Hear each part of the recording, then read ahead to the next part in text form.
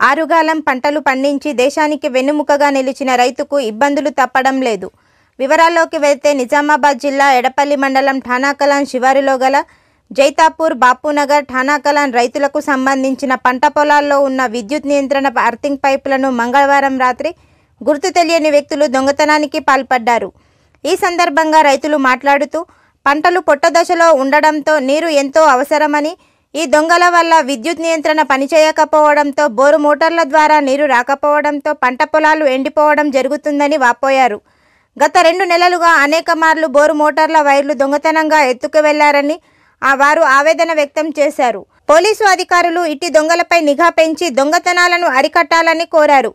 రైతులు ఇచ్చిన సమాచారం మేరకు సంఘటనా స్థలానికి చేరుకున్న ఎడపల్లి ఎస్ఐ విక్రమ్ సంఘటనా స్థలాన్ని పరిశీలించి దొంగతనం చేసిన దుండగులపై తగు చర్యలు తీసుకుంటామని, రాత్రి వేళలో పెట్రోలింగ్ను పెంచుతామని రైతులకు హామీ ఇచ్చారు.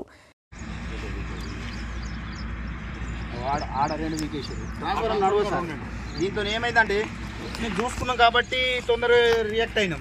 ట్రాన్స్ఫర్ కాలిపోతుంది. ఈ కొత్త దొంగతనాలు ఇవి కాసి అది ఇప్పుడు అర్థం కట్ చేసేది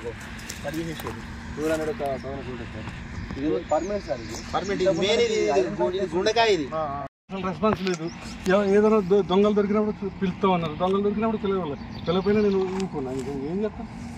మీరు సస్పెక్టెడ్ వాళ్ళని తీసుకొచ్చి వాళ్ళని కొంచెం భయపెట్టాలి. అంతకు తప్పించి మీరు ఒకసారి మాకు కూడా గుర్తుపట్టాం కదా. ఇప్పుడు మాకు తెలియదు కదా, వాడు మాతోనే ఉంటుంది. ఇక్కడ ఇప్పుడు ఊర్లలో కూడా మీకు తెలుస్తుంది కదా, ఏ ఊర్లన్నా ఒకడు ఉంటాడు కదా. ఇది బయటకు వెళ్ళి వచ్చిన ఏం కాదు కదా. అయితే ఏ ఊర్లో అనేటువంటి వాడు మీరు ఐడెంటిఫై చేయకుండా మేము చెప్తాం వీళ్ళంగా మాతోనే తిరుగుతారు కదా, మాకు తెలిసిపోతుంది. అయితే మీకు తెలుస్తుంది కానీ మాకు తెలుస్తలేదు. మాకు తెలిస్తే మీకు ఫోన్ వస్తుంది.